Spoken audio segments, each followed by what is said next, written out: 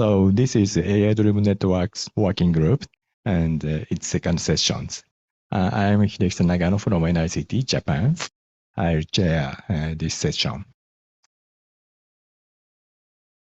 So the second session, the presentations of these sessions are here. And the first session is a study on traffic prediction for the backbone of Korea's research and science network using machine learning. And the speaker is Chen Jin Park, right? Okay, let's start the session. Hi everyone, I'm Chan Jin Park from KIST and CrowNet. Nice to meet you guys, and thanks for having a chance to introduce our research about network traffic prediction. Before we get started, here is a quick introduction to CrowNet. CrowNet is a national science and research network in Korea. In 1988, we started with Korean National Science and Research Network. And in 2005, as a core member of Gloriad project, we started International Research Network Service. We have 18 domestic regional gigapubs in Seoul, Daejeon, and so on. It is just a name of our city. And we have 5 international gigapubs in Chicago, in Hong Kong, in Seattle, in Amsterdam, in Singapore. With this network, we support about 200 research and education organizations, including government research institute and universities and library and so on. We operate every day 24-hour NOC, and we connected for internet service. We connected with the internet exchange. KT Sejong Telecom is a vendor in Korea, and direct peering with the cloud, some clouds, Google, Amazon, Microsoft. And we have some service. We provide L1 write path service and L2 carrier Ethernet service and virtual dedicated network based on the CrowNet S. CrowNet S is developed by CrowNet. It's SDN service. And we have L3 RNE IP service. And in this year, we will launch the segment routing on our international networks. And after that, we can provide L2 and L3 VPN service based on the segment routing. Yeah. Sorry. This is map of CrowNet. The middle of this map is there are Daejeon. It is our main center. From the Daejeon, we have two 100 gigabit connection to North America, from Daejeon to Seattle, from Daejeon to Chicago. And we also have 100 gigabit connection to Asia, from Daejeon to Hong Kong, from Daejeon to Singapore. And also we have 100 gigabit connection from the North America to Europe, and from Asia to Europe. We with this circuit, we made a 100 gigabit global link from Daejeon to Chicago to Amsterdam to Singapore, again to Daejeon. It's our 100 gigabit global link. Yeah, let's go to the next slide. Today's topic is network traffic prediction. So we should predict traffic if we can predict traffic. Yeah, because our resource is limited and expensive. As you know, especially international link is very expensive. So we need to use it efficiently. Go back to question. If we can predict traffic, we can efficiently tune the bandwidth of circuit, and we can do traffic engineering on congested circuit. I mean, the congested is expected. We can move the traffic to other circuit. We need it. As you know, there are many attempts to predict in various areas, like the vehicle traffic prediction research and the stock prediction research. Yeah, actually, it is started by referencing stock. Our colleague want to predict stock to be rich. Yeah, it's very similar, I think. Yeah, there are some previous approaches. First thing is statistical approach. Time series analytic model have been used, like the ARIMA model and Holt-Winter algorithm model, but it was not successful. So current trend is toward to machine learning approach. LSTM and the GLU are more accurate than the statistical approach. In the paper, data-driven learning to predict when network traffic in 2020, it showed more the 70% improvement more than the statistical approach. And in that research, they compared many algorithms. You can see in the figure. Yeah. To start machine learning, the data is most important thing. I think it's very important. So I need to consider the which data we can use.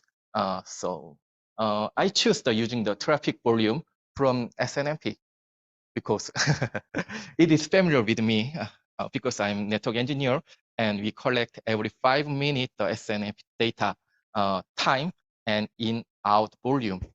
And we collected it and showed like that, like the figure. Yeah, it is a very small size of data and very simple to collect. So that's why I choose it. But I have considered using traffic volume from network flow, but it was very big data in ClearNet. I have tried it was over 2 gigabytes per day. It's very big. So that's hard to collect because of storage problem and CPU performance. But it has a strength. It has various attributes: source, destination IPs, and source session port, and protocol, and volume, and time. And it can has the another attribute, AS, more than. I think it can get the specific information in the circuit. It could be helpful and for machine learning, but I'm not sure. We collected our data. This is a map of ClearNet domestic map. We collected our data in our domestic network. We collected in, out volume, and time from 26 circuits, including our backbone and the access circuit to our user. This is a domestic path. From the domestic path, our user connected to domestic path. This is from the it is from collected from 2020 to 2021. It's about a year, and total data set is 2,762,734 data set.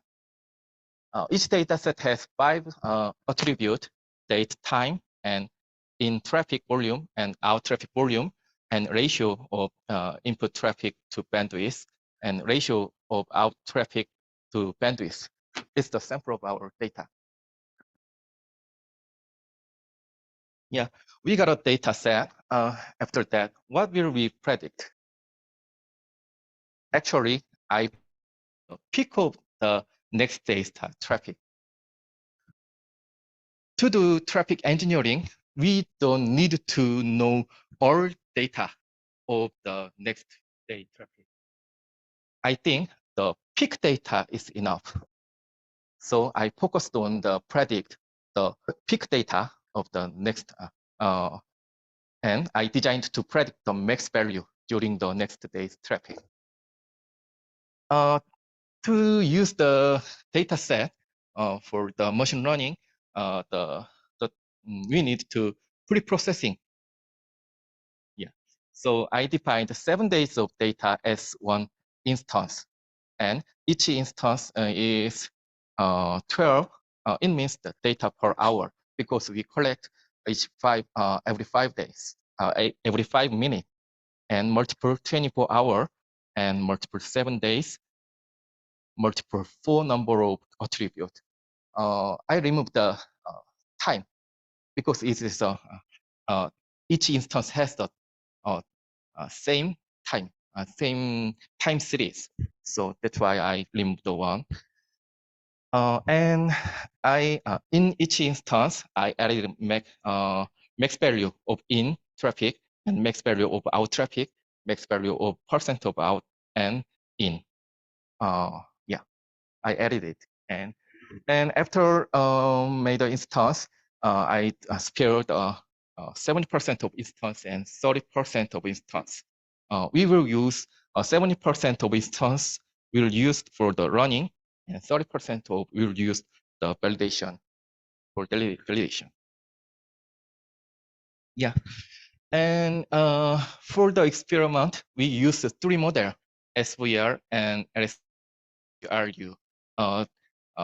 The model optimization, after the model optimization, final parameter is sliding window was 7, and running ratio was 1.001, and hidden state size was 3000, and aperture was 1000. First, when you start, we fix the running rate and aperture and hidden size like that, and change the sliding window to 1, 3, 5, 7, 14. We after we get the result, we choose the result giving the best performance. Yeah, as it was 7, and so I fixed the sliding window 7. Yeah, because it is the best performance, and change the running ratio to 0.1, 0.01 like that. Change the aperture to 100, 510,000. Yeah, and with the best performance result, we fixed the sliding window 7 and running ratio and aperture. And after that, change the hidden size to 510,000. Yeah, I think the optimization is the most hard thing and the time-consuming yeah task. Yeah, to that we need experience about that.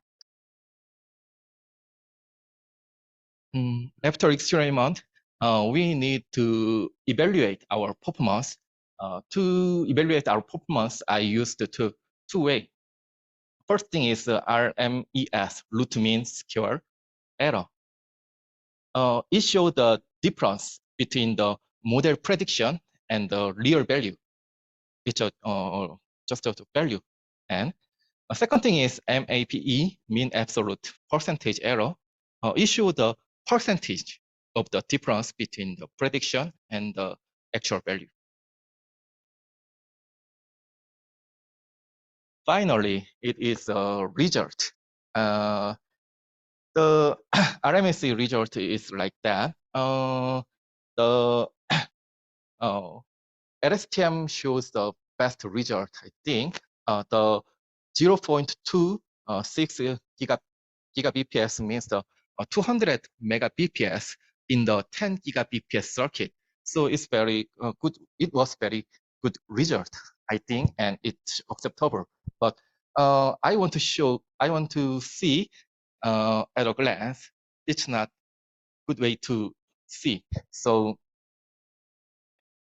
because there was in catch-in average, but in this result, I cannot see that. So it is one case. It is Daejeon Seoul circuit result. Daejeon Seoul is the region in Korea. Yeah, this circuit. Oh, oh, can you see this? Yeah, no. There are some blue line and red line. Yeah. Actually, in this figure, the prediction is moved to with the real value similar, but so there when there was a burst, when there was a burst, yeah, the prediction cannot move to burst. Yeah, it was problem. Yeah, I want to see it directly. So I drew the X and Y chart. yeah, this X is real data and Y is prediction data. Yeah. I mean the point is if the point is not far from this line is good result, and far than from the line is not good result, I think. But I thought the just the RMES cannot see I cannot show the red circle result, but we actually this is very important thing. But we cannot see. It was a average problem. Yeah. Yeah. So future research, I will discuss about that. Actually, I mentioned I choose the 26 circuit by myself because it has some certain pattern. But I want to select myself. So I want to classification of circuit using CNN. Our circuit over than 200, we classify the circuit, and I will do our network traffic prediction to again with the each certification, and I will combine the some result and do again network traffic prediction. It will do. I thought because we collected more data than this experiment, because it used only 1 year, but it is on the 2021. Now it's 2023. We got the 3 years of data, and so I think we cannot get more better result. Yeah, thank you. If you have a question, you can email me pceg 0722 kr. Yeah.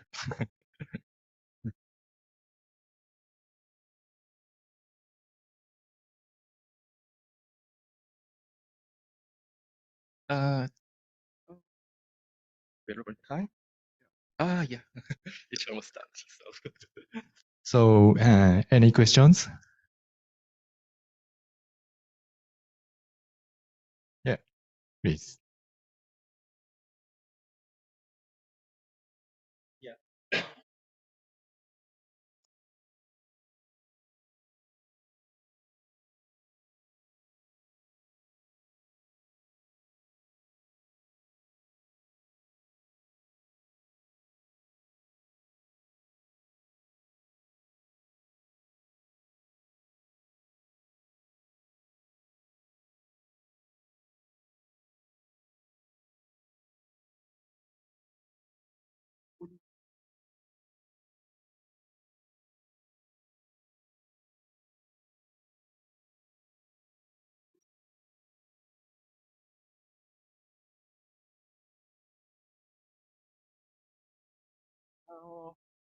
Oh, yeah.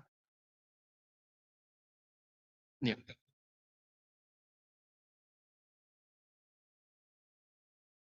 Service, then I think you need to isolate the several the traffic of the specific application, and then collect the specified data for the specific applications. Then that could very very good data for scientists or some other network engineers. I will answer from the first question. Yeah, because I predict the backbone traffic of ours, so there are combined many traffic from the various scientists. It is similar with with the internet, so it make the certain pattern. So that's why I can predict. Yeah. And second, we can provide the VPN service for other specific application. Each we can supply, and we already support them. Yeah, but they have the really specific data pattern. We cannot we cannot predictable. So it depends on their schedule. So yeah, that's why we can the data cannot be used for the prediction. Yeah, thank you.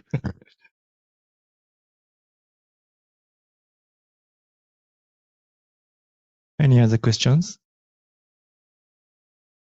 Okay, thank you. Let's go to the next. Oh, I'm sorry. Just my PC stopped. The next speaker is, I guess he will have a presentation online, right? Sorry, and Yes. I'm sorry. Ready? Can you hear me? Yes, you can. I can hear you, but I cannot see your slides. Yeah, Can you I'm having an error. I cannot screen share while the other participant is sharing. Okay. Not yet.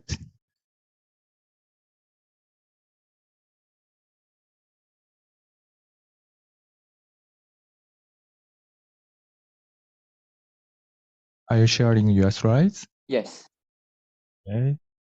So you wait for a moment. Okay. Can you see the slides now? Yes, I can see. We can see your slides. So I'm Okay. so. And the next speaker working soon. Yes. Correct. Thank you. So please start your presentation. Okay. Thank you very much. Good day to everyone. I am Sui King from Malaysia, and I'm here to present the progress on our project, which is to perform fuzzy logic load balancing to improve the QoS in a provisioned wireless network. Okay, so this project basically targets provision networks or pre-installed networks in use by public in many different locations. For example, in Wi-Fi hotspots you find in hotels, in shopping malls, but our focus is purely on a wireless deployment that is found in educational institutions, for example, in universities, in schools, and in a lot of educational institutions. Some of the characteristics of networks for this type is basically you will have a wireless network with multiple access points. You will have students that will basically use single sign-on in order to roam across their campus facilities, for example, making use of EduRoam. They will support a high number of users that will periodically move about from location to location or classroom to classroom, and it usually accommodates a lot of bursty traffic. Also, one of the issues we see when you're trying to accommodate traffic in this type of network, of course, is we have heterogeneous devices, many different types of devices, all of many different standards, many different capabilities, each one introducing its own problems.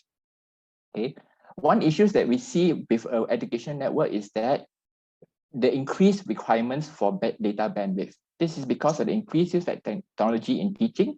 This is from applications, from teaching tools to the use of online simulators and monitoring dashboards.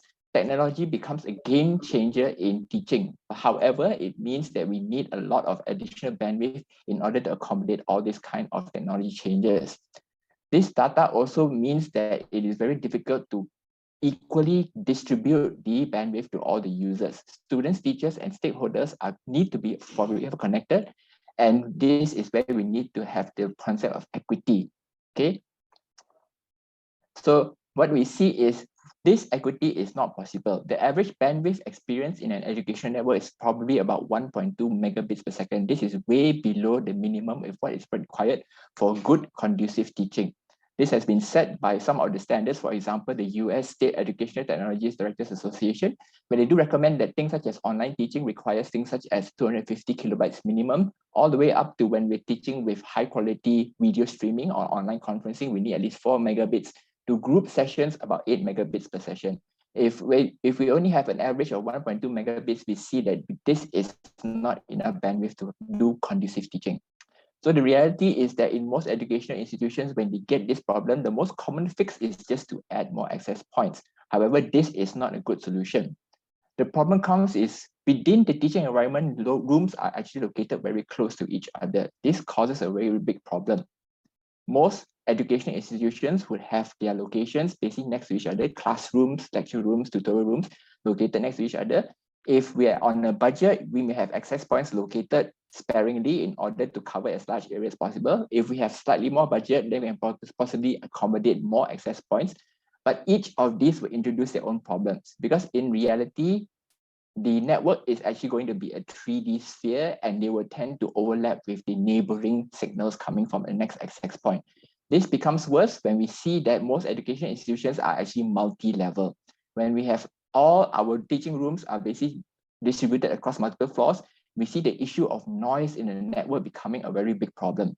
The noise is what is causing the inequity between all the data that can be delivered, but is not experienced by the users of the networks themselves.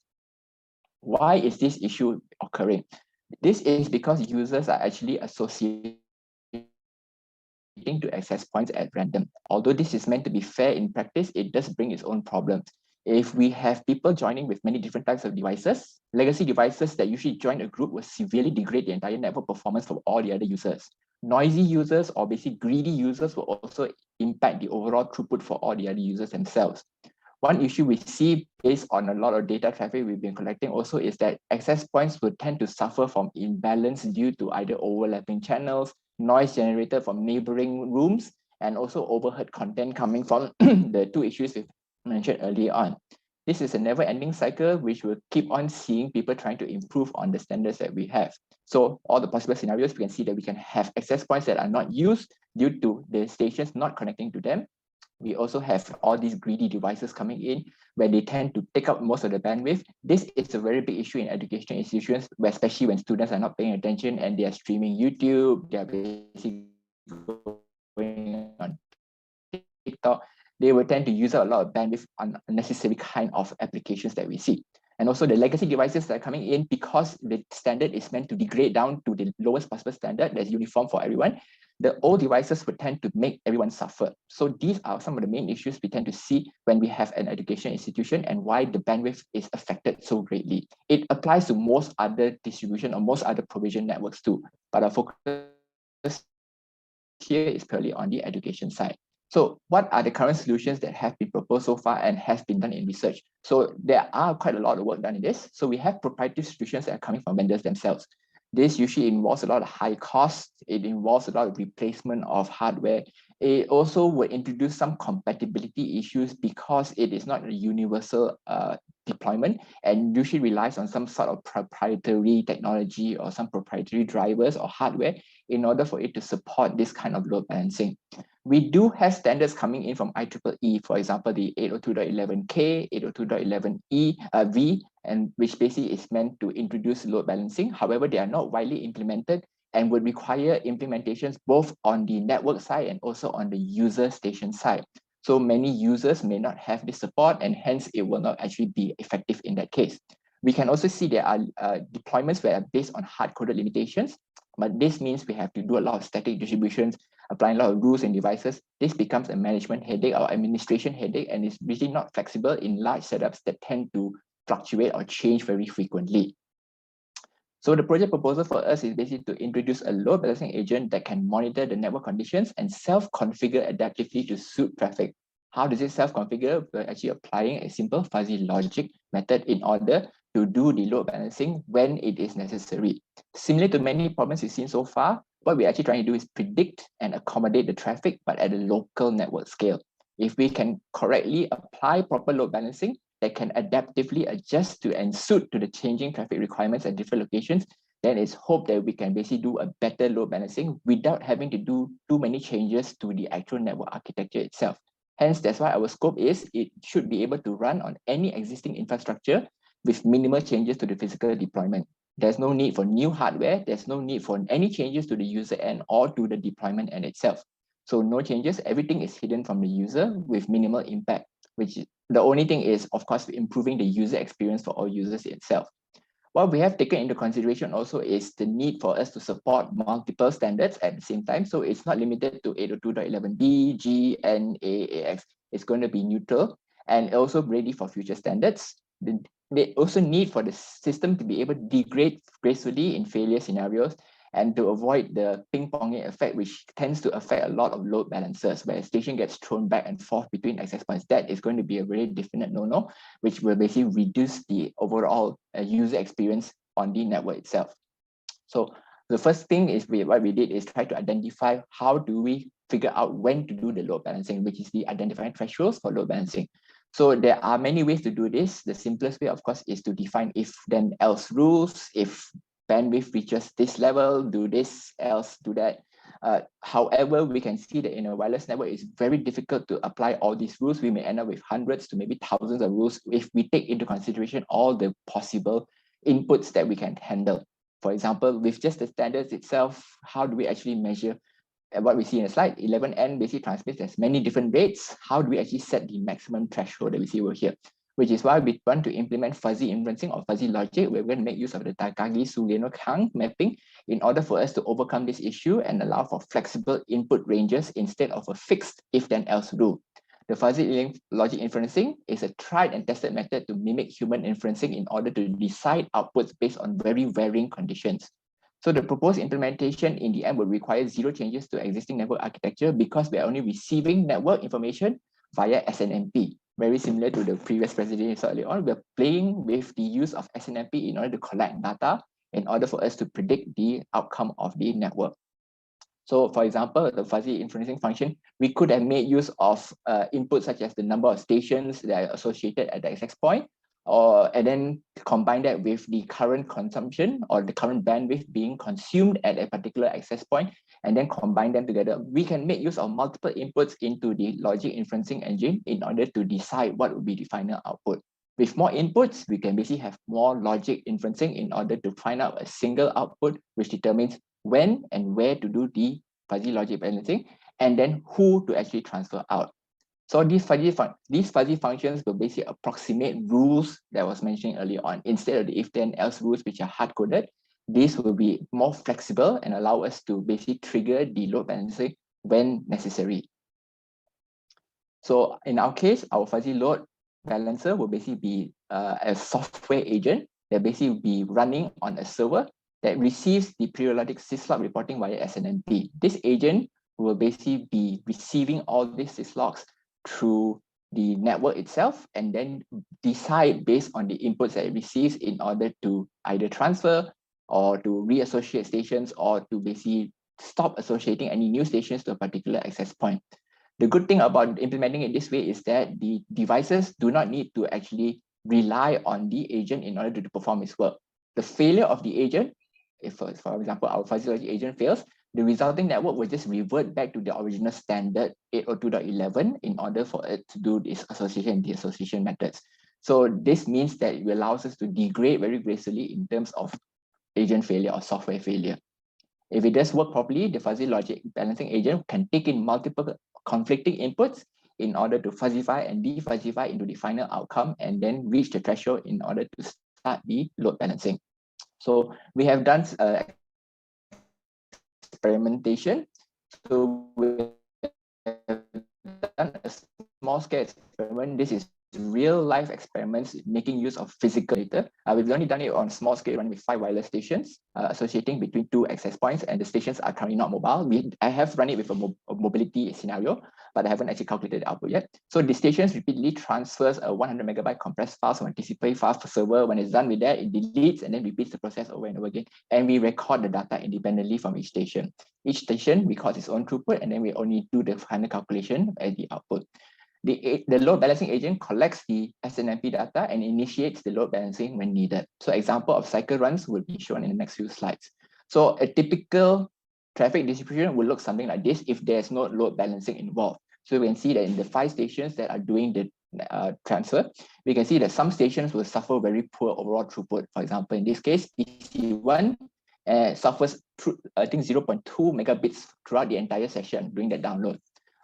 Some PCs do not suffer any impact, while some we can see that as a station associates and disassociates, we can see that impact coming in. So we can see contention from PC3 joining an AP makes PC5 probably suffer noise and then will basically go down. This is where load balancing will probably be able to push this station into a different AP in order to improve its overall performance.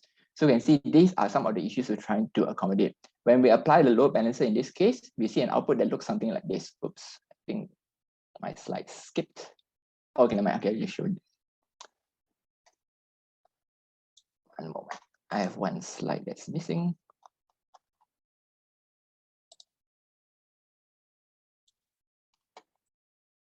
Okay, this is the slide that basically shows when the load balancer is being used.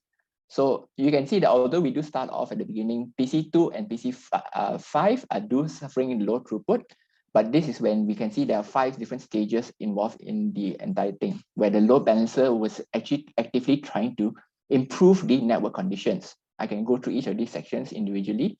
So through random associations, in this particular run of the experiment, we can see that PCs 1, 2, 3, and 5, which is the red, yellow, blue, and purple ones were actually associated with AP1, while PC4 is the only one that's actually associated to AP2. This is all done at random. We are not controlling the stations and how they are associating with the access points. In this particular run of experiments, this is how they were connected. The average PC1 and PC2 bandwidth was around 21 megabits. The average bandwidth of PC3 and PC5 is 0.15, so it's way below the threshold. So we should be triggering a load balancing in order for it to improve the bandwidth over here. Average bandwidth on PC4 is 11 megabits, so it's more than enough, adequate. That's how we measure. So as it receives its 6 logs, so the sys logs have been programmed to be sent every 15 seconds. So we can see there's no action being done in the first few rounds because there's not enough data being collected. So within the next few sys logs, that's when we start seeing the load balancer now taking action. So after 2 cycles of syslog at 15-second intervals, the first round of the load balancer has triggered. PC5 is the one that gets selected to get transferred. So it is disassociated from the current access point and it reassociates itself to the next AP. Immediately, we can see the bandwidth rises for PC5. Okay, we can see that it will affect basically PC4. The only one associated to AP2 earlier on, both of them basically improve area total bandwidth. The next syslog cycle does not initiate any movement. However, you do notice that the output from PC5 attempted to actually disassociate from the access point over down here, but it cannot join back AP1. So this is what we meant earlier on, where we want to try to prevent stations from ping-ponging or basically switching back and forth between access points. So the load balancer will try to restrict them. So when I tell you to move to that particular access point, stay there. So although they do try to move back, they will notice that they cannot connect and they will come back to AP2 and resume their connection. So subsequent syslog will then start to trigger the next round. This is where PC3 gets its turn and gets transferred over to the next access point. So it improves its bandwidth. And then by the end of the run, we can see that its bandwidth improves greatly. Obviously, in this case, it manages to achieve quite a high throughput because some of the stations have completed their first round of downloading their 100 megabit file. So this basically is a sample of the run. So it runs about 3 minutes round each round in order for us to do the experimentation. So as we're going to expand on that, we can see that the load balancer will try to get the average bandwidth of each station to be around 12 megabits, more than enough to basically do the teaching as recommended by the US SETDA table I've shown earlier on. So from the findings, we have seen that the outcome of experiment executed will result in a system architecture for future-proof deployment of load balancing for educational environments. We have tried to develop an algorithm for determining the best conditions to perform load balancing only when necessary. This is still in the fine-tuning stages, especially in terms of the fuzzifying and the defuzzifying of the inputs to the fuzzy logic inference engine. And of course, we have set up an environmental framework for us to do repeatable, controlled real-world experiments in order to justify the effects of implementing our fuzzy logic agent to do load balancing over here. With that, I'll complete my presentation here and I'm open for questions.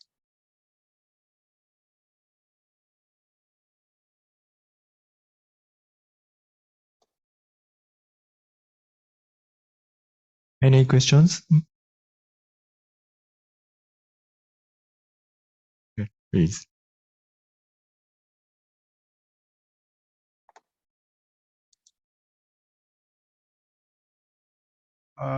Thank you for your presentation. I have a question about in the security aspect. Actually, in order to balancing the load, Yes. you need to administrate with the security ID and password. Yes. And do you have any problem with that? We are making use of the actual API in order to log in to basically do the encrypted sending, or we're basically encrypting the data back into the agent. And that means every owner should agree to, with agree to some requirements of the those kind of platform. Then I think it could be the problem. Possibly, yes. That is one thing where we have taken into consideration. However, that is slightly out of the scope of what we have in the current project. Thank you. Welcome. Thank you. Any other questions? I have one question. Yes. Sorry, I couldn't understand how to define or tune the fuzzy logic functions. How do you define it? What I've shown you is just one example of what we have tried so far. So the tuning is basically where do we set the levels in order for us to get the correct output? When do we actually trigger based on the inputs coming in? So depending on the number of inputs we have taken so far, we have done it with 2 inputs, which is basically station number and bandwidth, and then we've expanded it up to station number, bandwidth, the error rate, and the SNR also. So depending on the balance of that, we have to balance to see which one basically is going to be weighted more in order to get the proper output. So that's the fine tuning involved in order to get the correct, the best outcome, basically, not the correct one. Okay, thank you very much. Any other questions? Okay. Yeah, thank you very much. Thank you. So the next talk is by One Thing from China Unicom. The presentation will be online. The title is AI-driven network will AI-driven network will drive AI. Yeah, okay. I can see your slide. Yeah, hello everyone. Can you see my screen now? Yeah, but can you make it the slideshow? Okay, yeah, please wait a moment.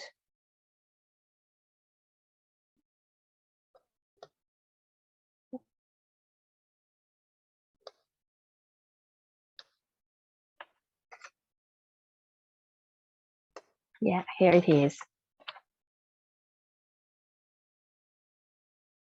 Yeah, can you see the screen show now? I have shared my laptop now. Not yet. Okay, please wait a moment. I will try to restart it.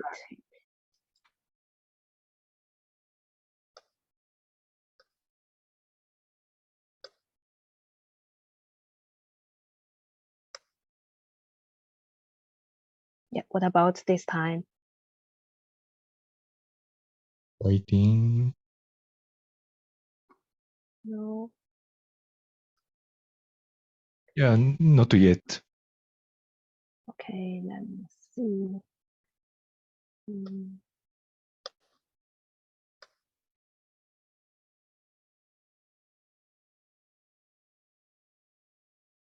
What about this time? I start sharing my screen now. No, Yeah. not yet. But if it is difficult, we can make it. We can start now.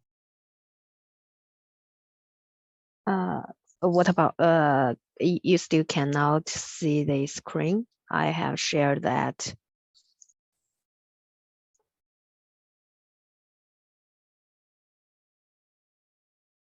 Okay, it's good. Yeah, okay, maybe there's some latency. Yeah. Okay, hello everyone. It's my pleasure to join today's forum. I think the topic of this forum is very good. AI drives the network, which can be understood from two perspectives. Firstly, AI can empower the intelligent network and make the network more intelligent.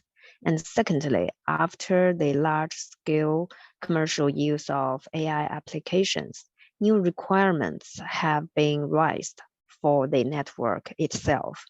So the compatibility of the network will be improved from connections into intelligent computing, so as to realize the intelligent connection of everything and empower AI applications.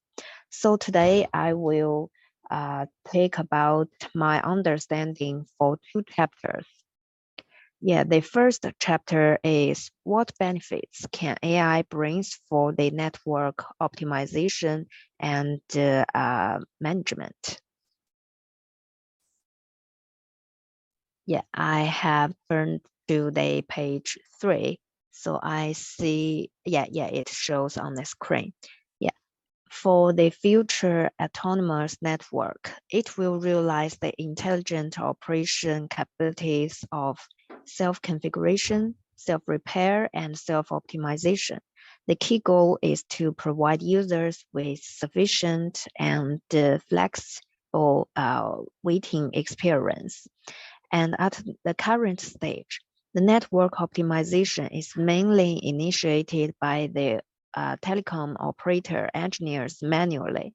That means the network cannot identify the user's intention automatically.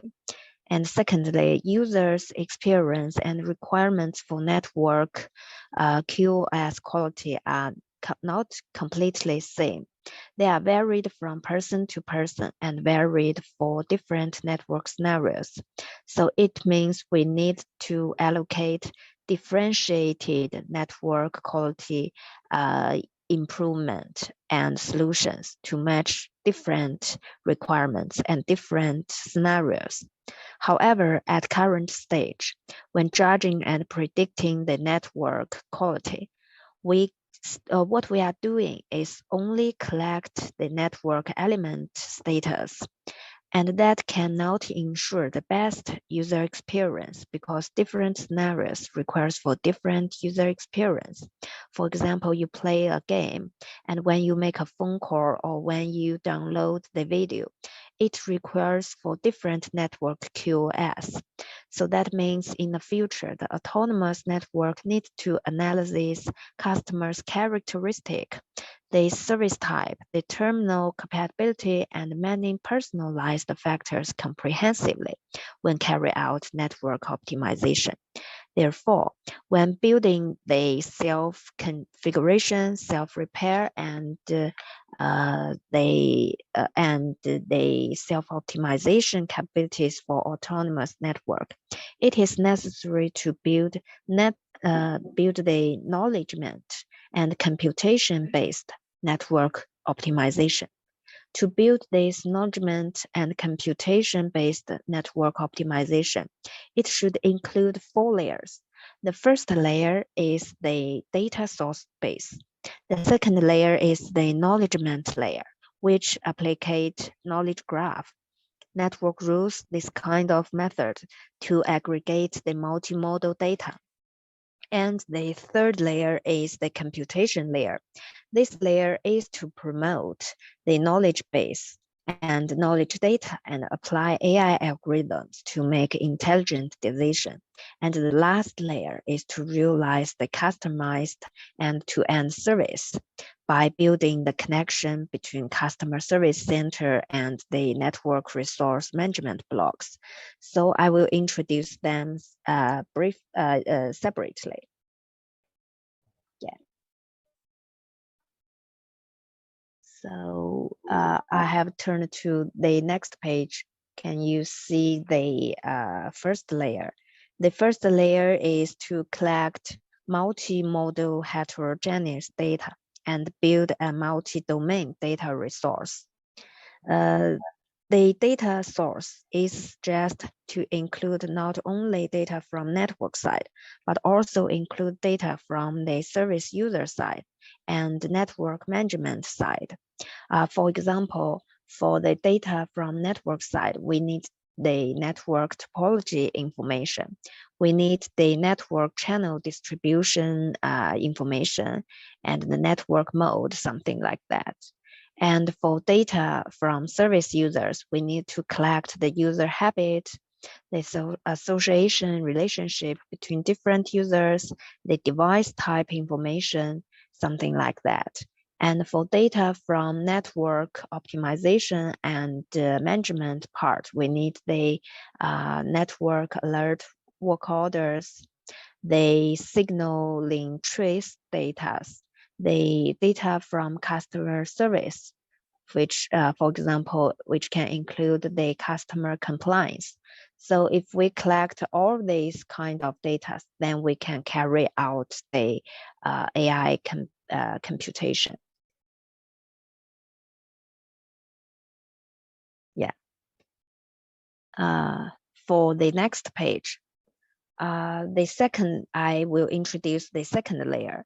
The second layer is to build the knowledge system of the network optimization.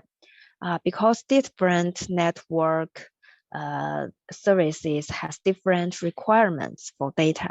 The multi-resource heterogeneous data is difficult to empower their values without aggregating process. Therefore, it is necessary to pull through the massive multi-domain data through the knowledge system and to collect valuable and relevant information for different scenarios. For example, when we predict the network fault root cause, we have multiple raw data, like the human expert experience guidelines, the operation rules, the network topology information, the alert data workorders. If we use the traditional way, we can only ask the human beings to analyze what kind of network fault, and we can only analyze the root cause of the network poor quality through the guidelines or through the human experience. It will cost a lot of time. So it is better to integrate the expert experience guideline and the network alert data, topology data together by applying the knowledge graph or some other knowledge systems. Then this multi-domain data will be much easier to be applied for AI learning. Since the knowledge graph can provide understandable and decidable and reasonable structure, so we use this method here. Yeah, and for the third layer, we need to provide the customized network optimization. Here is to promote the knowledge data and apply AI algorithms to make intelligent decisions. And I want to still share the network fault root cause prediction case to compare different AI models. The first AI model is human decision. By analyzing the network fault. And this type is only suitable for a single point task.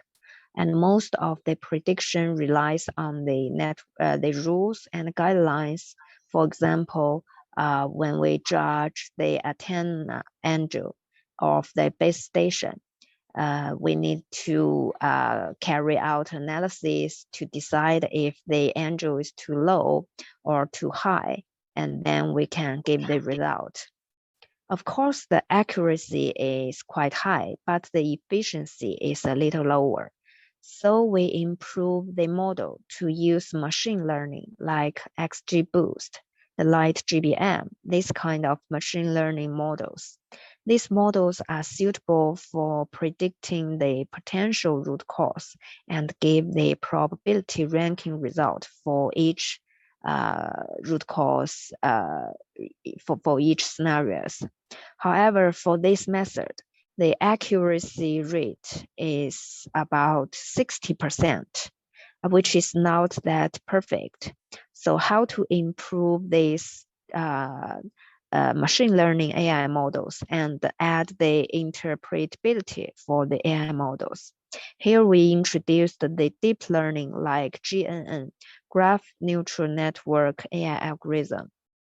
For the GNN model, we set the cell, the wireless cell or the base station as the graph node.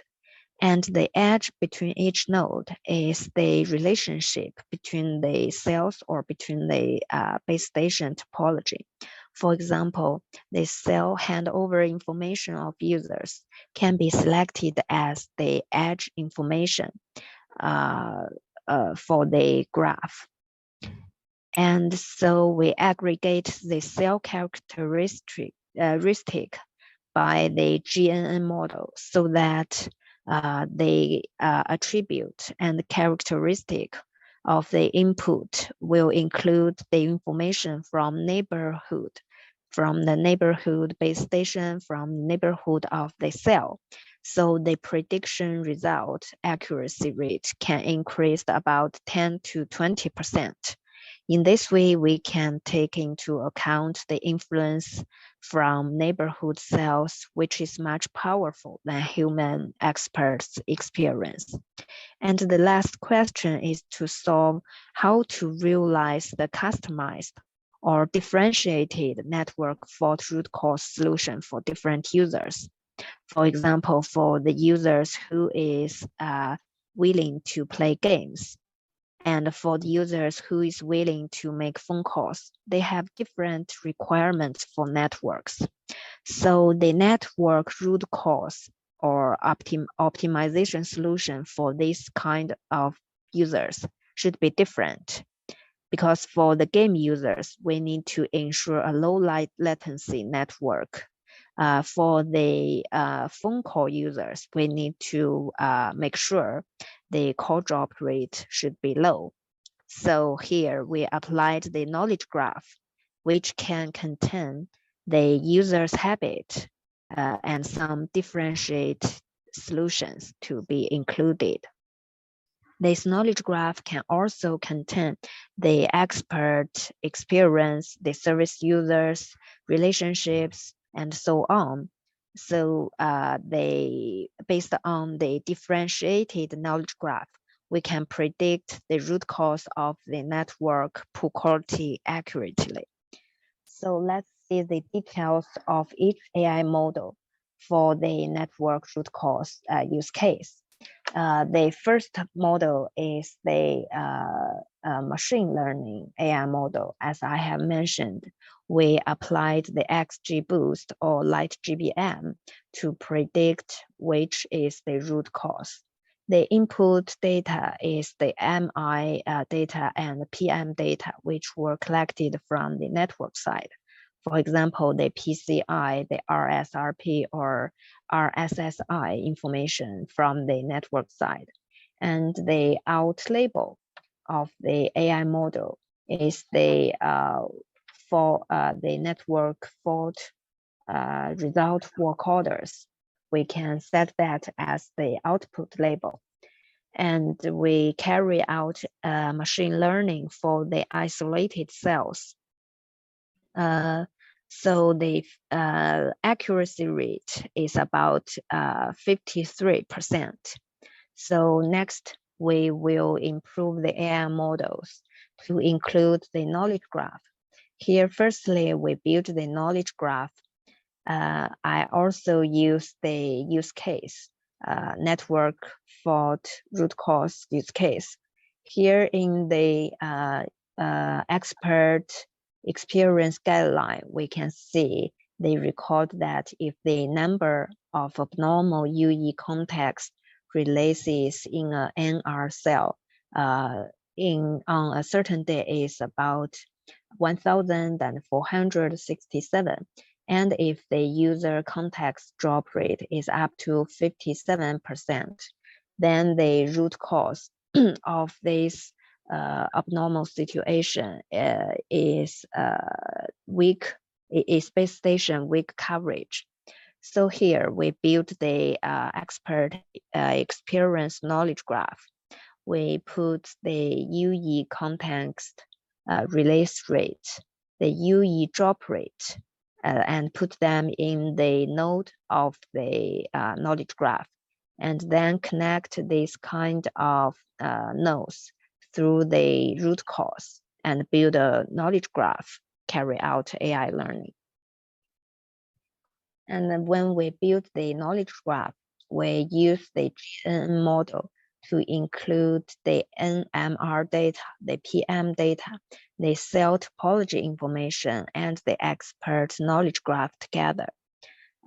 We carried out the joint learning of this data together based on the graph neutral network, such as MAGNN model. And so the relationship between the cells has been fully applied, and the accuracy of the algorithm has significantly improved, about 20%. Yeah, that's it.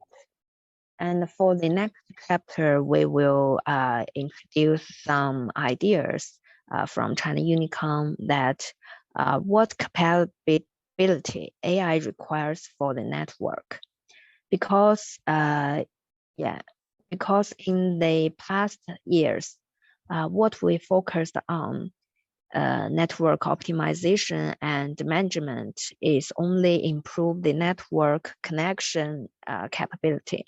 For example, we need to improve the signal coverage, and we need to carry out base station energy control, and so on. However, in the next stage, the network optimization and management will also include the AI computation resource management and maintenance. So that what we will focus on, not only on the network side, but also focus on the AI related computation areas.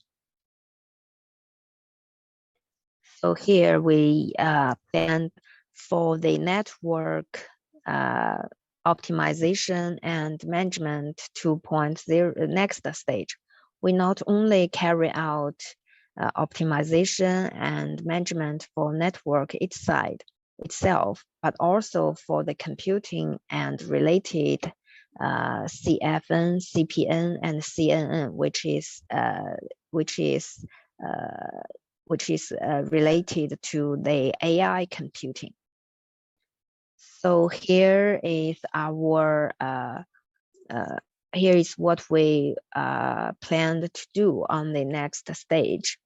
We the telecom operators will obtain the real-time computing network and data resources in all domains, as well as the distribution of cloud edges and devices, thereby building an all-domain sustainable awareness map.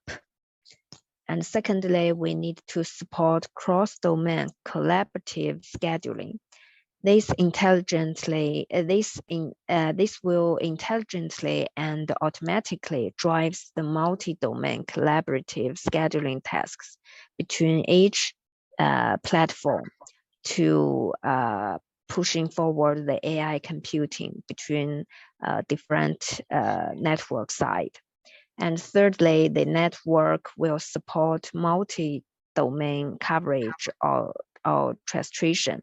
This will flexibly combine and ostrich the automatic capabilities of computation, AI computing, network, and database for multi-domain service requirement.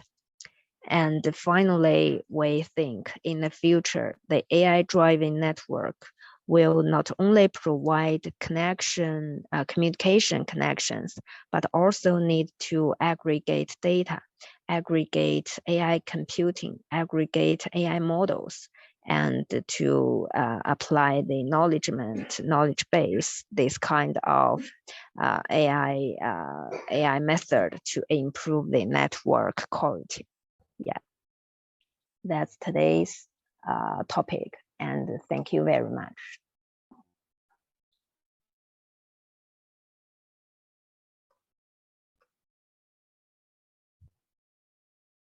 Thank you very much.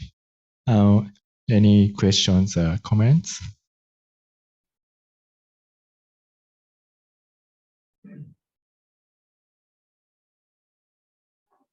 Thank you.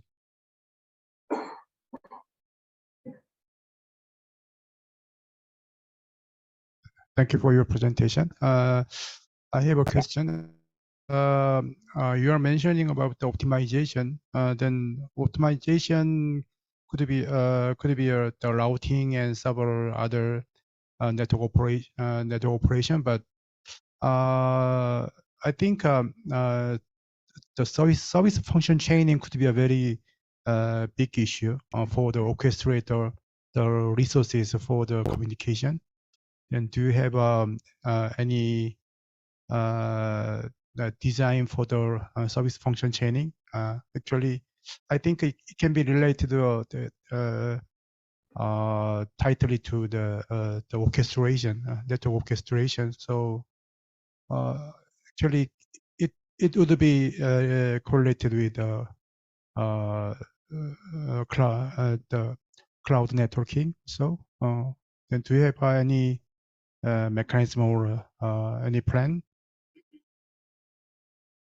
Yeah, thank you for your question. Yes, for the network optimization, firstly, we need in China Unicom, we have set the links between the customer service, and we also build the platforms that can collect and notice the network element data. And also we set the autonomous automatic work order system to collect all of the network fault. So based on these different multimodal data, then we can carry out the AI models and AI algorithms to predict what is the root cause of the network fault. Yeah, and for the next stage, we are not only focused on the cloud, but also focused on the AI computing. That means the network operators should enhance their equipment, yeah, their instructions to include more AI infrastructures such as the GPU and some machines that can be used for AI learnings. Yeah, that's what we need to do for the next stage, not only focused on the base station or net cloud, but also need to provide the AI service for the public users. Yeah, thank you. Thank you. Okay. Yes, please.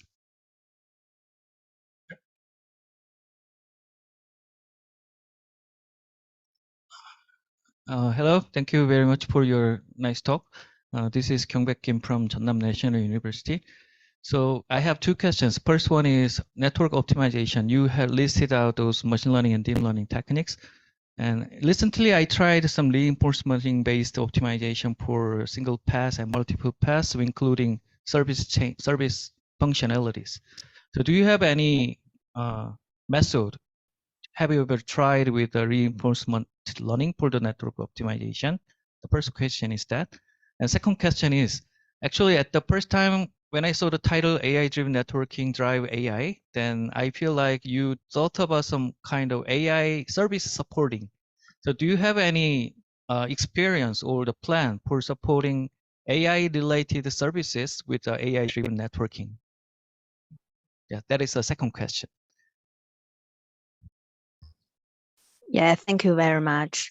For the first question, yeah, we have carried out the machine learning and deep learning within our China Unicom's labs. For example, we applied the XGBoost or the GNN algorithms to carry out the automatic analysis for the network fault root cause. However, for the human-like AI learning, we still carry out research on that because the knowledge graph of human expert experience is quite large. We need to include maybe 1,000 or 10,000 of humans' experience within the knowledge graph. So that workload is quite huge. So at the first stage, we need to make the knowledge graph very well. Of course, at current stage, we have focused on, for example, the weak coverage scenarios or phone call drop scenarios. We focused on these small areas to carry out research. Yeah, and nextly, on the next stage, we hope to make the knowledge graph or the machine learning models more to be more practiced to be applied during the real network side. Yeah, for the second question, what we have done on the network side to support the AI applications. Firstly, we are building the AI computing data centers because originally the CPU in the cloud data center cannot support the big AI models because the training data and period is quite long. So what we are doing now is updating our cloud data center to include more and more GPUs and carry out the parallel AI training schemes. And secondly, we are still updating our networks because originally the network only provide connections or communications for the public service users to, for example, to support the phone call, to support the data service, to support the IoT device links. However, when supporting the AI applications, we need to provide the high-speed connection between different data centers. So the fiber connection rate should be raised up. Not only support the public data service, but also need to support the big data throughput between different data centers, because we know the AI models and AI data is quite huge, quite big.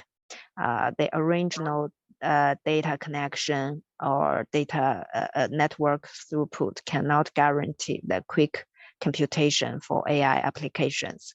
So what the telecom operators is doing now is to update the data center and update our network connection throughput.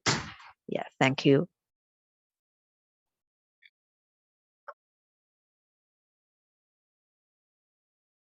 Okay, thank you very much. It's time to go to the next presentation. Thank you. Yeah, thank you. Yeah.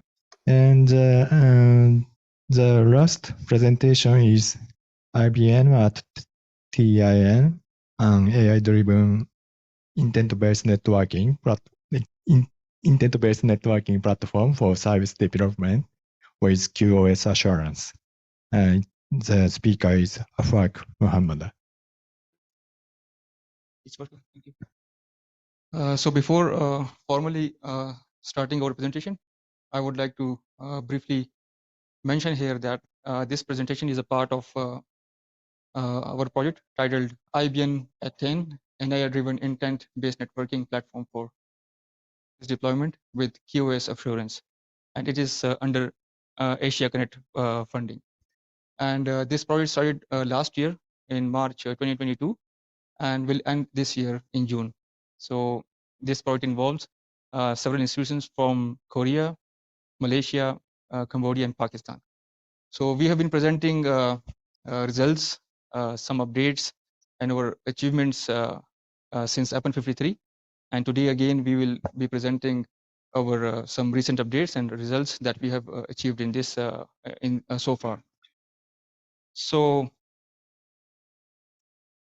an efficient network infrastructure is one of the key factors for the provisioning and maintaining of essential network services. So for this, we came up with an idea of intent-based networking, application of intent-based networking, and which is a closed loop system. And in this system, we start with the deployment of infrastructure. Then we collect some metrics from that infrastructure. And then we apply some machine learning algorithms to analyze the data.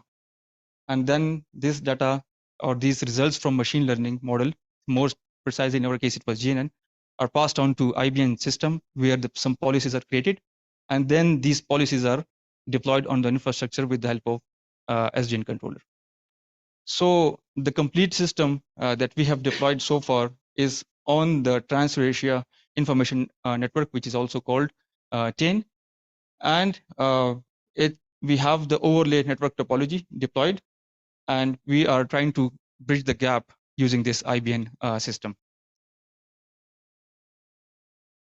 So as I've mentioned, that the machine learning algorithm that we have in this project or in this work so far is GNN. We previously started with LSTM, other algorithms, but we eventually ended up with the GNN based intelligent path selection in Geneve based overlay network between OpenStack based multiple clouds at 10 using our intent based networking system. So we started with setting some goals for this project, in which the first goal was to deploy OpenStack cloud and overlay network. And then we did some real-time processing of data for the creation of a network and compute traffic dataset. We created a dataset, a synthetic dataset, and then minimal delay path selection based on GNN-based RouteNet algorithm. And then automatic execution of overlay network policies by leveraging IBM management layers. And recently we have come up with an off-platform application, OPA.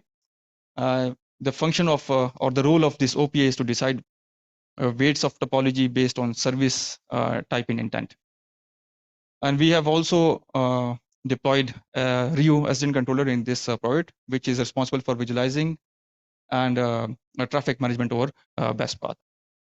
And finally, we have a real-time monitoring system for the collection of network and compute data and assurance of network devices. So an overall scalable system that operates in a closed loop manner by obtaining information from infrastructure layers and processing, analyzing, and applying network policies directly from the management layers back on the infrastructure is the ultimate goal of this project. So I'll briefly describe our project, which has these some core components. Starting from infrastructure, we have Geneve-based tunnel-based overlay network in our project, and then we have intent-based networking system, which is responsible for policy creation and execution by the intent translation engine to establish overlay network connection. Then we have monitoring and analytics in this project, in which we use Prometheus and Grafana for showing the network and connected devices status in real time. And we also perform some traffic experiments for data collection for synthetic dataset. And we also have perf sonar and Prometheus configuration in nodes connected to TAIN. And we have recently GNN-based path selection, in which we process data of network and compute resources. And then this data is stored in Prometheus for path selection by the GNN algorithm training and testing. And recently we have also off-platform application, which gives the final end-to-end path, because the GNN to node path, but OPA then decides the end-to-end path. And then the flow rules, which are created according to the policy of IBM, are deployed using SDN controller for communication over the best path, which has been selected by the GNN. So we are working as a team in this project, and now I'll call upon Mir Mohammad Salman Sarwar to present the technical details of this project, starting from system architecture. Thank you, Dr. Afaq. I'm Mir Mohammad Suleiman Sarwar, and I'm mostly involved in all of these components. So I will be explaining the whole architecture of the system, and then one by one we will explain each of these components. So first of all, starting from the underlying architecture, we have different OpenStack based at different countries. In these different countries, we have multiple sites. Each of these sites host OpenStack based clouds. Then we have established an overlay network between all of these cloud node sites. And this each of the link in this overlay network is actually a Geneve tunnel, that is a layer 2 tunnel. Once the underlying infrastructure is established and instances of one cloud can communicate with instances of any other cloud at any other site, the next job is to efficiently and intelligently orchestrate and manage traffic on this overlay network.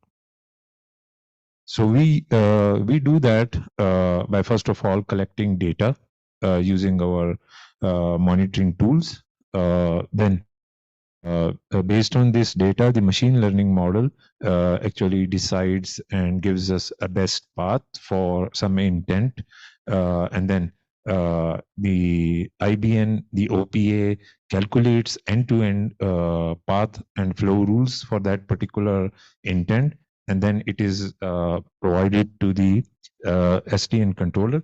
And then the SDN controller, since it's attached with all of the OESs of each of the OpenStack cloud, it then deploys the flow rules eventually for one particular intent. The source to destination communication is intelligently done by the best path. So for this purpose, we have used some open source monitoring tools, and in order to make them communicate, collaborate, we have also developed some of our own monitoring tools, and collectively they work together and export data in a time series database, that is Prometheus. We can also visualize the data in Grafana, that is a visualization tool.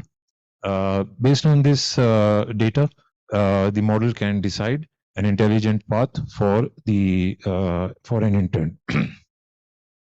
So the IBM we have here is an intent-based networking application. It acts as the central entity of driving the whole system. It receives intents from a user, a service request, and it receives the quality of service parameter that is required in the service. And then the one important component of the IBM, that is the OPA, an off-platform application, receives this intent and extract values from it and provides it to the so it provides it to the GNN model. Okay. So the OPA then gives this information to the model. The model gives the node-to-node path, and based on some quality of service parameters, some other variables, the OPA decides the end-to-end path from a source instance in one particular node to a destination host at another cloud node side. So once the whole path is decided, the next job is to automatically calculate flow rules for that particular path. So the syntax and semantics of flow rules are quite understandable. So only the port numbers and the information that is required for adding these port numbers are already available in the IBM database. So it fetches that information and develops flow rules automatically, and then provides it to the SDN controller, and it deploys it, and it works. So this is the overall architecture of the system, the project. I'll continue with the next slide. This is the design of the IBM application, the intent-based networking application that we have designed and developed in our project. So first of all, we can see that different cloud, different there are different service providers for a particular cloud that hosts services at clouds. So sometimes these service providers have intent of acquiring some service from another destination, so they submit an intent for it. A service provider, when submits an intent for it, so he also in the intent specifies what type of service is required with what type of quality of service parameter. The next job by the IBN is to translate and save intent in the catalogs, and the OPA then maps the service and its weights in request. The requirement here is that a different service can have different quality of service parameter. For example, for video service, there could be a wait, delay, and jitter differently. Similarly, for another type of service, such as a file transfer for a web browsing service, so the parameters that are important could be different. So we have assigned different weights for each type of these service. So what the OPA does is that it extracts the service from the intent, and based on the weights assigned to the each type of service, it automatically calculates a weight, a single cost for each of the link, and then it provides this information to the GNN model. The GNN model calculates a best path, but this best path is the node-to-node path, not the source host to the end destination host path. So once the GNN model provides the node-to-node path, the next job by the OPA is to calculate an end-to-end path from the GNN output and the quality of service parameters. And then it calculates flow rules for each of this path. Then the resultant flow rules are passed to the SDN controller for communication of that path. So this is the design of the IBN application that we have developed in our project. These are actually 3 users in our IBN application, and these are some screenshots of the graphical user interface of our application. So basically, we have 3 different users. One is a user that is the IBN manager. Another user, we have the site manager, and a third user is the service provider. So site manager is actually basically responsible for each of the site that has been deployed, the clouds, the nodes deployed at that particular site, the instances launched at that particular site. A service provider is then actually responsible for hosting his services on that particular site. And also, if a service provider requires some particular service from another target instance, so the service provider actually submits the intent.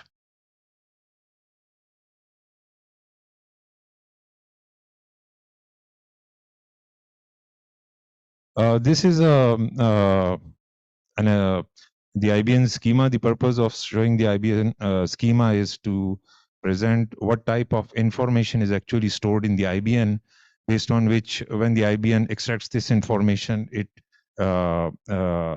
calculates the end-to-end path. So we can see that we have different countries such as South Korea, Pakistan, Cambodia, and Malaysia, and we have different sites at each of these countries. A cloud node can actually have multiple compute nodes and a control node. So each of the site can have then different nodes, and we are actually then we have instances, then we have services hosted at these instances. So each of the services are from a service catalog that has some weights. So for a particular service, in the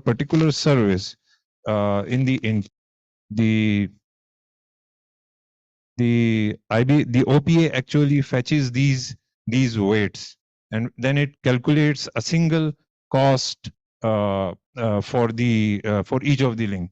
So on this logic, basically it calculates a different cost for each of the different type of service. So then we have the network information in the form of tunnels, and then we also have port numbers of these tunnels. So extracting this information, we can calculate the path.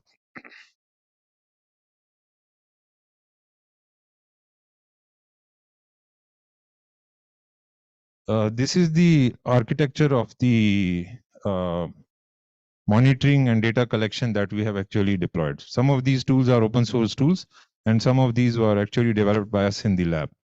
So first of all, between any source and target, we are using perf sonar to get metrics such as delay, the speed, bandwidth, round trip time, latency, jitter, and so on and so on.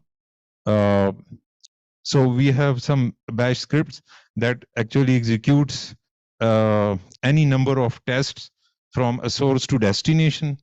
The resultant data is in a file, and this is actually tailed to a socket, an IP address and a port. That data is actually fetched by a PySpark code, and the PySpark code is running constantly, and it's constantly fetching this data. Eventually, from the Prometheus push gateway, the data is saved in the Prometheus time series database. So as we need the so this is the after getting the data, this is the pre-processing of data. First of all, we get the raw data, and then we extract them into per link metrics that we then aggregate. Suppose we can have a latency at at multiple timestamps. So we are going to aggregate them and send the aggregated here, and we form an aggregated data frame. That particular is then data is then fed to the GNN model.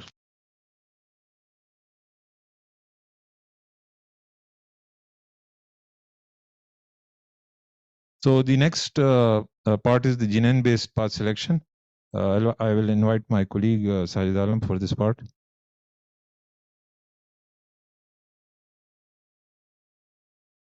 Thank you, Sulaiman. My name is Sajid Alam. I'm working as a PhD student in Jeju National University. So in this project, we are focusing the best path in our overlay network. So, for example, these you can see the reference here, which is we collected that reference from the global system communication European group. They contain some information about the different services we are taking from that. For example, for video conferencing, we have some parameters we have to focus. For example, maximum packet loss and the maximum one-way latency and the jitter. So what we are doing here right now, that we are taking the matrices from that tools we are deployed in our project. For example, the delay and the jitter and packet loss, we are getting each these parameters for the each links in our network topology. And then we have in our IBM database, we have a service catalog that contains the different weights that the end user wants to get from source to destination. And based on these data and the service catalog, we map these information in topology we have. For example, you can see that we have for example, if a person says that I want to video streaming in our in some cloud network, cloud node. So for that purpose, we will take the weights for the video stream from here, and based on the reference we have, we will take the packet loss and the latency and fed it into the in our topology, so we can give this topology to the GNN, and then it will predict the best path for that user. So this is the actual procedure for the path selection. For example, we deploy tools in each node, and then we are getting the matrices from each node, and we aggregated that matrices, and then we have a OPA, means like platform application, which contains the weights values, and then we will calculate the link cost, and after calculating the link cost, we will fed it into the topology and the link cost to the GNN, and it will predict the best path in the overlay network. For example, you can see here that we are getting the matrices for like jitter, delay, and latency from the data processing, and the service that user wants from the OPA, which contains the weights, and then we will fed that values from into the link cost formula. After that, we are taking those all information and fed it into the topology state, and we also giving the input to the GNN that from this source to this destination we need this service, and in the end it will predict the best path for the user. So actually, this is the internal architecture of the GNN, how it works. For example, we have different stages of the GNN. First is the initial state, where each node has no information about the nodes, what they contains the feature, and then we have a message passing, and then we have aggregate and update, and then finally it will output as a binary classification in the form of node. So first, as you can see that in the initial state, the hidden state is 0, means that each node has no information about the its neighbor. So what we will do here, we will execute the message passing in our network topology. So each node will execute the message passing for the purpose of knowing what its neighbors contains the information about each other. So, and in our network topology, node will execute the message passing, contain the information of each node, and the links, the data will contain the features between the two nodes. After message passing, we will aggregate the data. For example, each node aggregate the compute the all data that contains through the message passing, and the minimize. Now we will apply the minimize function over the each node that contains the single vector, and which has a many that will take the minimum value, because we are taking the shortest path. So that will contain the, for example, if you consider these three nodes, so we have a hidden states is 0, 0, and we have a different values of 56, like 64 and 24. So what does the min function is that it will take the minimum value of each node and update the hidden state of the inside the network topology. After this process, we will execute the readout function, and it will give the output as an binary classification. For example, the value which is near to the 1, it will contains the shortest path, and which contains the value which is 0, it will drop out the from the network topology. So, for example, we are these nodes that contains the shortest path. So, in the end, GNN will provide the best path from 16 to 20 that contains these two nodes. After taking the input from the GNN, we will fed it into the GNN into the IBN system, and then IBN system will provide these input to the SDN controller, and then SDN controller deploy the flow rules from source to destination. This is the off-platform application, which contains the gets the intent from the IBN, and then sends input to the GNN, and then GNN returns a two-node best path, and then as Salman mentioned that OPA saves the best path nodes and the edge in the IBN database system, and then OPA also calculates the E2E path from GNN output and QoS parameters in intent. And also OPA save the flow rules in IBM database system, and this OPA sends the flow rules to the SDN controller to deploy the flow rules from the source and destination. As you can see that after all that procedure, SDN controller deploys the rules from the nodes that the user requested from source to destination.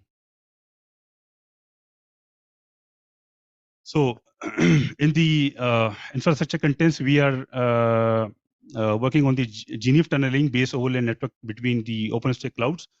And we are as an IBM system that translates the desired outcome into a specific policies that users wants from for each services.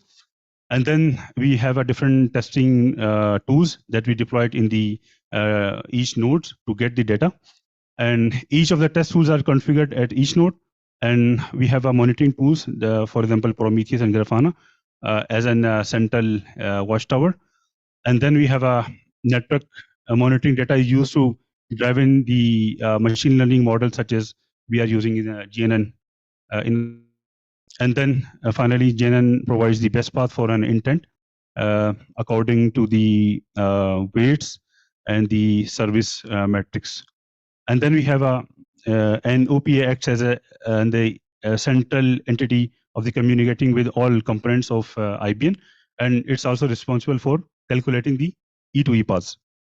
And then finally, from those all configurations and the procedures, finally SDN controllers deployed the flow rules for the users, for each user that it required for each services. So that's all from my side.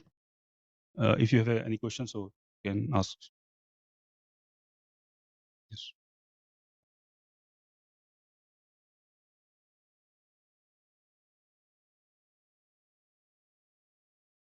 So thank you for the presentation. I had a question. How do you deal with link and node failures? Do you have to wait for the GNN to recompute all the entire flow paths? So assuming that you have a whole bunch of intent already implemented in the network, right? And then now you have a node failure or a link failure. So you have to recompute all your flow paths, right?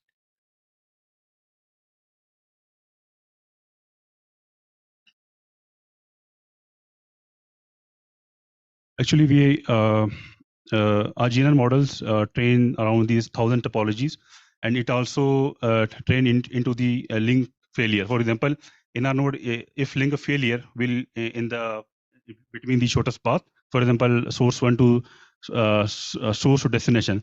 If a nodes will be failure, then it will drop out and it will select another source from source to destination. So that's how we handle in our GNN.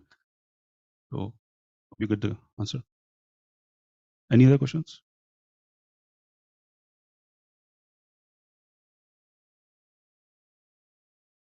Okay, thank you very much.